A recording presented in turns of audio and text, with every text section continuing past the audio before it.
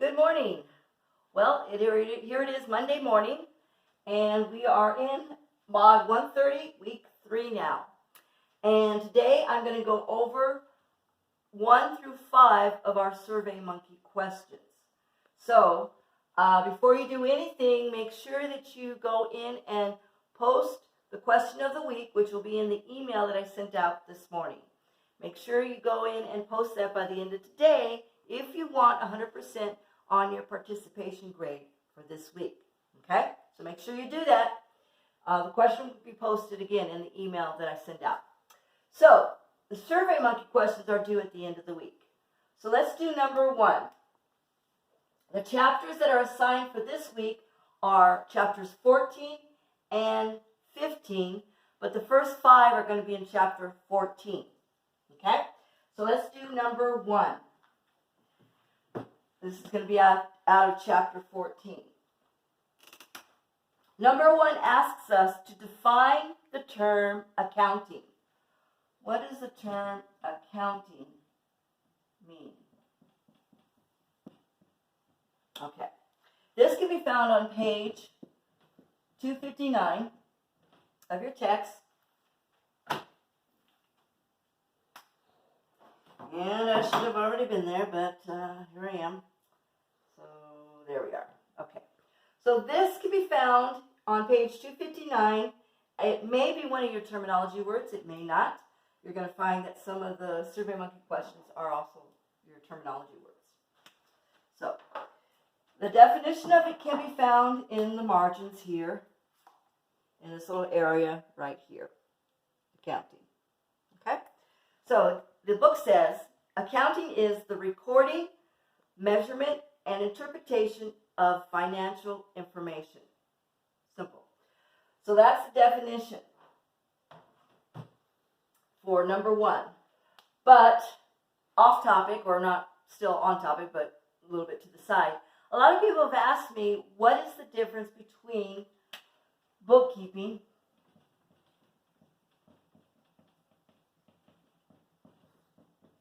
and accounting? I like bookkeeping.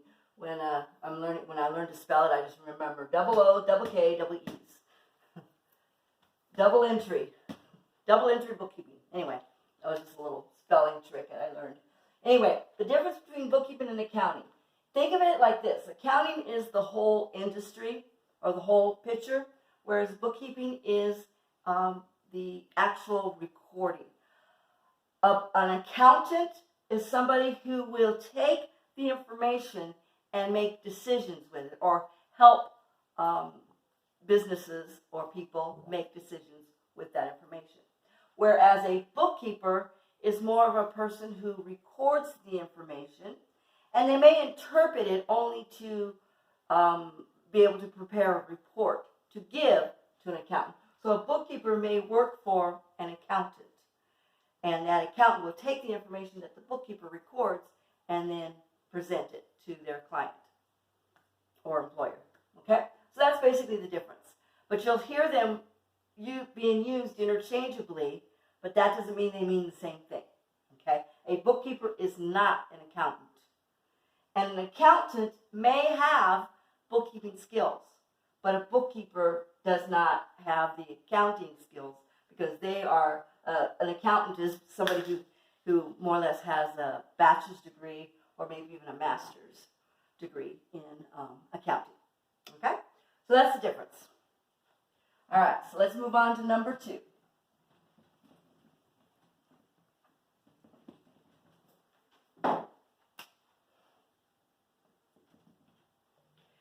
All right, so number 2 asks, what is the accounting equation? The accounting equation. Okay. Well, this can be found on page 263. Okay. The accounting equation is what we're going to use when we learn about the double entry accounting system. Okay. Come on, go there. 263. There we go. All right. So the accounting equation has three components. It has assets, liabilities, and owner's equity.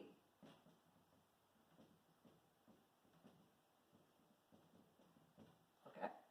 So assets are things that the company owns, including the building, cash, all the things that the company may own.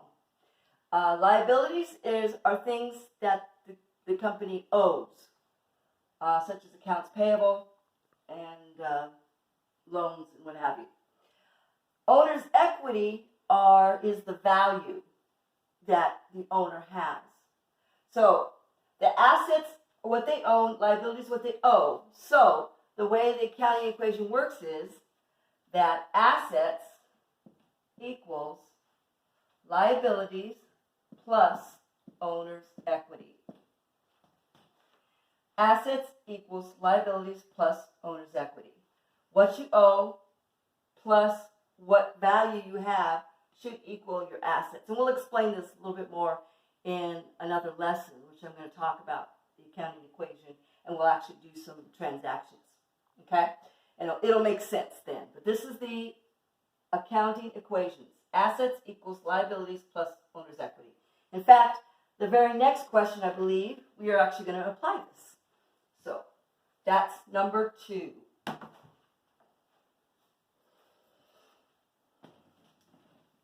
Moving on. Number 3.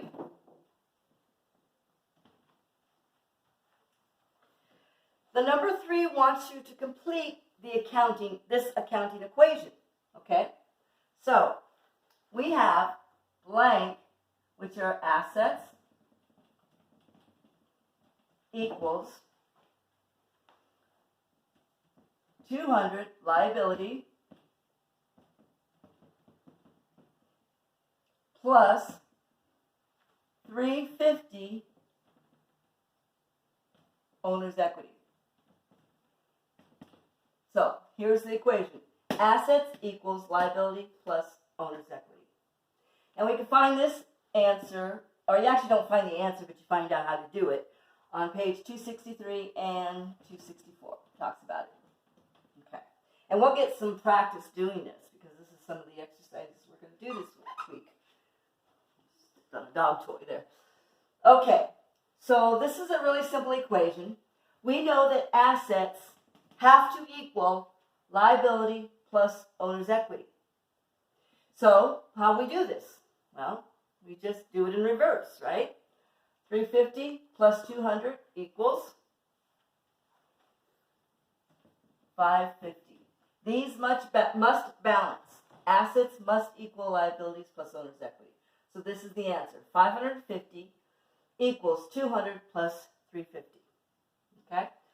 Let's do another one real quick. Let's say I have 600 for assets.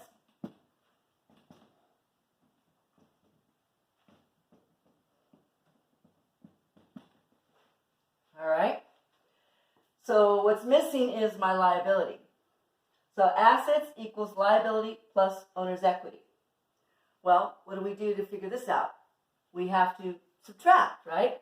You subtract the 400 from the 600 and you end up with 200.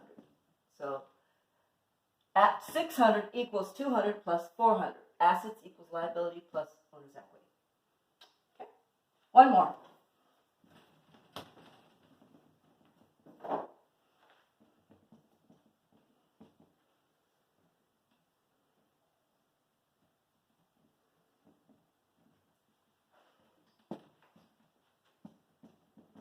All right.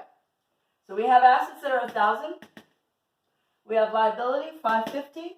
So therefore, what is our owner's equity? Again, we're going to do the same thing. We're just going to subtract that 550 from 1,000 and come up with what? 450. So again, has to balance. Assets equals liabilities plus owner's equity. Okay.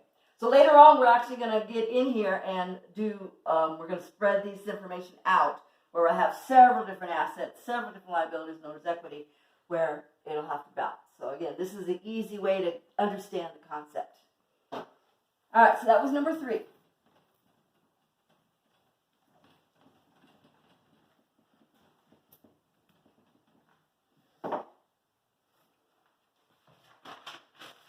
Number 4. What are the steps in the accounting cycle?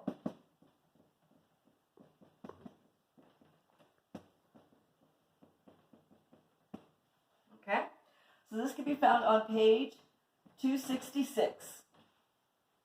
So let's go there. Hopefully you have your book with you and you're doing this along with me, right?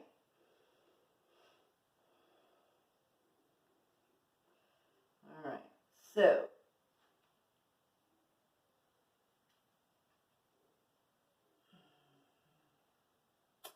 it actually starts on it starts on 264 and it skips over to 264, 264, and then it has like a picture, and then it goes over to 266. And it explains the accounting cycle. But the accounting cycle starts with step 1, which is examine source document. Examine source document.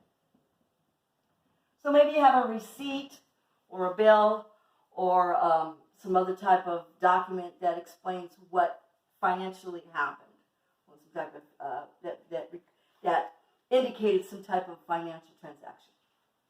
Step 2 is we're going to record the transaction.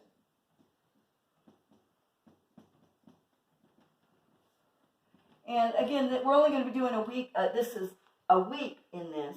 But if you were in an accounting course, we would be going through and examining each of these 3 steps more closely.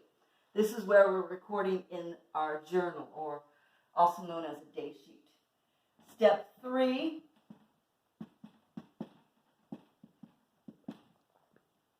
we will be posting the transaction.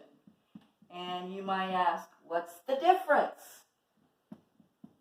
Well, we'll find out when we talk about it a little bit more. Transaction. Recording the transaction means recording it in the journal, which is a record of all the transactions that happened within that particular time period. Posting the transaction is posting that particular transaction to a particular account. That's what that means. We'll talk more about that. But those are the 3 steps. Examining the source document. Step 2, record the transaction. And step 3, posting the transaction. And again, that can be found on 264 to 266. That was number 4. All right. Moving on. Number 5.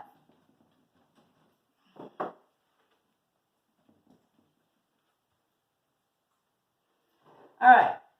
Number 5 is asking, what is an asset utilization? Hold on. I'm with that word. Utilization. Thank you. Ratio. What is an asset utilization ratio? This can be found on page 275. Again, we're still in chapter 14. So let's go to 275.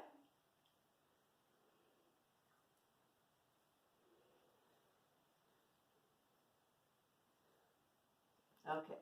Asset utilization ratio. It actually can be found in the text, but also up here above the text here in the margins. It's a ratio that measures how well a firm uses its asset to generate each dollar of sales. Okay? So it's a ratio that measures how well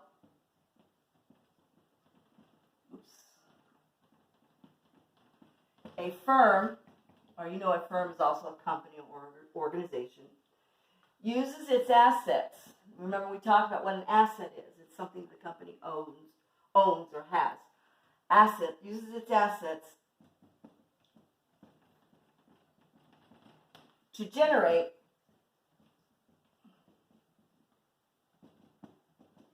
each dollar of sales, also known as revenue. Okay? So that's what that is. All right, so the next video I will be doing 6 through 10. That will be in chapter 15. So hopefully you will have read chapter 15 by then. Try to do the questions on your own before you watch the videos so that you could see if you got it right. Okay? So also I will come back and do another video on the accounting equation. I'll show you some transactions and how we do that. Okay? So see you next time.